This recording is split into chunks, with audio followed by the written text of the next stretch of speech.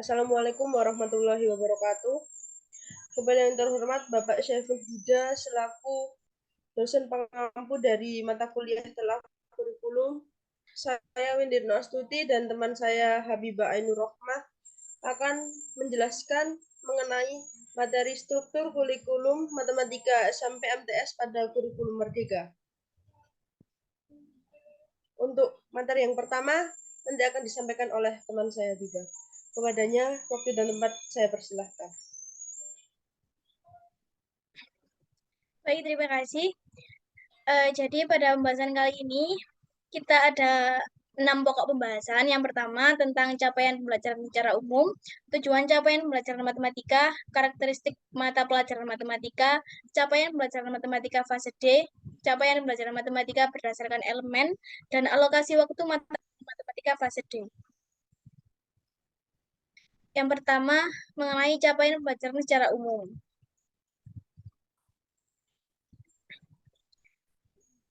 Capaian pembelajaran adalah kompetensi minimum yang harus dicapai siswa pada setiap mata pelajaran yang diterima di setiap fase perkembangan.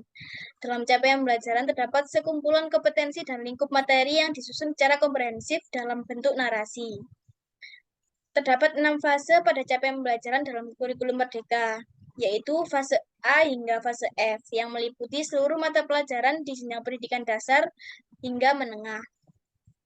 Lalu tujuan dari penyusunan capaian pembelajaran per fase ini adalah untuk memberikan waktu kepada siswa agar dapat belajar sesuai dengan tingkat pencapaian, kebutuhan, kecepatan, dan gaya belajar mereka. Lalu yang kedua, tujuan capaian pembelajaran untuk mata pelajaran matematika. Di sini berdasarkan surat keputusan Kepala BSKAP, capaian pembelajaran matematika pada kurikulum Merdeka itu memiliki tujuan sebagai berikut. Yang pertama, memahami materi pembelajaran matematika berupa fakta, konsep, prinsip, operasi, dan relasi matematis dan mengaplikasikannya secara luas, akurat, efisien, dan tepat dalam pemecahan masalah matematis. Lalu yang kedua, menggunakan penalaran pada pola dan sifat, melakukan manipulasi matematis dalam membuat generalisasi, menyusun bukti, dan menjelaskan gagasan dan pernyataan matematika penalaran dan pembuktian matematis. Lalu yang ketiga, memecahkan masalah yang meliputi kemampuan memahami masalah, merancang model matematis, menyelesaikan model, atau menafsirkan solusi yang diperoleh. Yang keempat, mengkomunikasikan gagasan dengan simbol, tabel, diagram, atau media lain untuk memperjelas keadaan atau masalah, serta menyajikan suatu situasi ke dalam simbol atau model matematis, komunikasi, dan representasi matematis.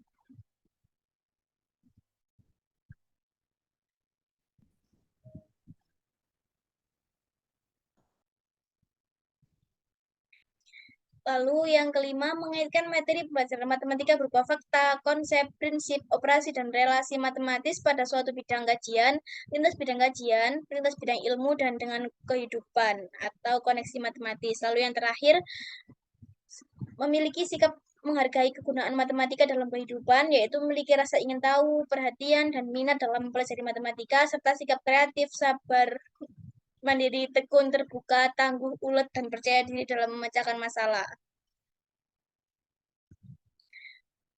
Pembahasan selanjutnya, di sini ada karakteristik mata pelajaran matematika. Jadi, mata pelajaran matematika itu diorganisasikan dalam lingkup 5 elemen konten dan 5 elemen proses. Untuk yang elemen konten, di sini ada bilangan, aljabar, pengukuran, geometri, dan analisis data dan peluang. Lalu untuk elemen prosesnya, ini ada penalaran dan pembuktian matematis, pemecahan masalah matematis, komunikasi, representasi matematis, dan koneksi matematis.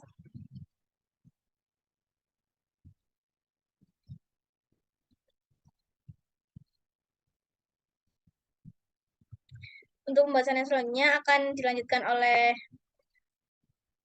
teman saya, Windy. Silakan. Baik, untuk materi selanjutnya yakni mengenai capaian pembelajaran matematika fase D. Sesuai dengan surat keputusan dari Beskap 2022, yakni capaian pembelajaran matematika fase D ini ada beberapa aturan.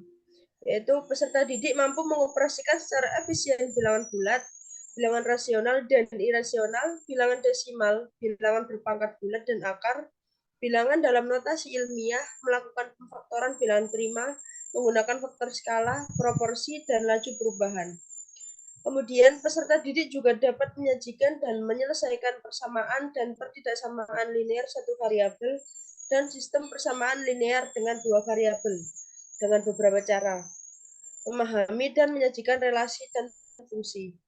Kemudian, peserta didik juga dapat menentukan luas, volume, serta menjelaskan pengaruh perubahan secara proporsional dari bangun datar dan bangun ruang terhadap ukuran panjang, luas, dan atau volume.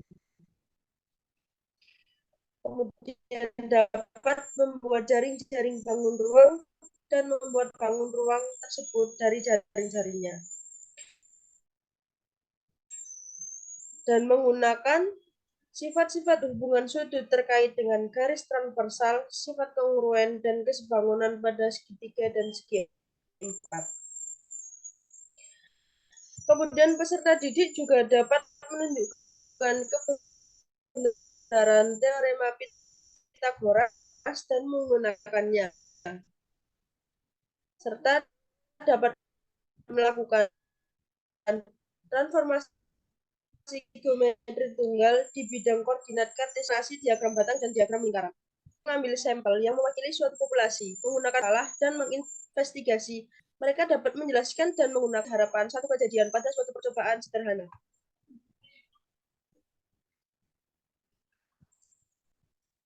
Selanjutnya, ada capaian pembelajaran matematika berdasarkan elemen konten.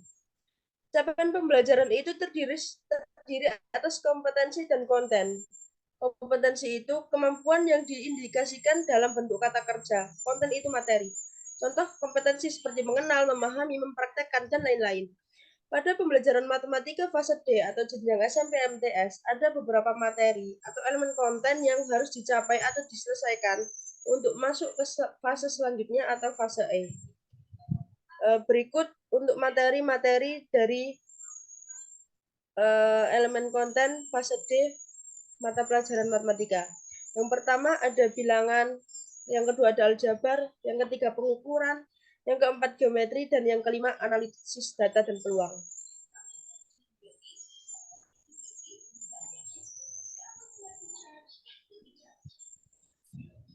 Selanjutnya ada alokasi waktu mata pelajaran matematika fase D. Pada fase D yang dibagi menjadi 13, yakni kelas 7, 8, dan 9, perlu adanya pembagian alokasi waktu sebagai batasan di mana target harus tercapai. Alokasi waktu ini diberikan untuk setiap pelajaran, di mana di setiap mata pelajaran itu memiliki batasan JP di setiap kelasnya. Pada mata pelajaran matematika, elemen konten atau materi pada fase D yang harus diselesaikan dibagi lagi menjadi 13. Kemudian di setiap kelas dibagi lagi menjadi beberapa JP. Yang pertama, pada kelas 7, matematika memiliki 144 JP. Yang kedua, pada kelas 8, matematika memiliki 144 JP. Dan yang ketiga, pada kelas 9, matematika memiliki 128 JP.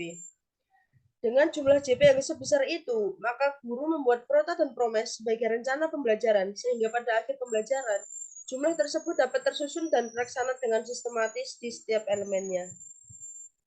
Sehingga ketika sudah ditetapkan untuk JP dari setiap kelasnya, maka guru tidak kebingungan lagi berapa jam yang harus ditempuh dan berapa jam yang harus dijalani di dalam 1 tahun atau 1 semester.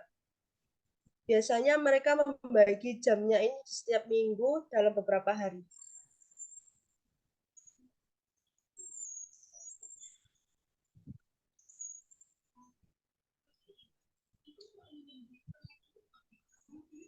Terima kasih.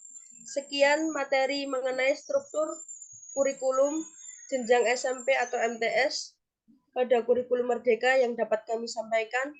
Kurang dan lebihnya kami mohon maaf yang sebesar-besarnya. Kami akhiri. Wassalamualaikum warahmatullahi wabarakatuh.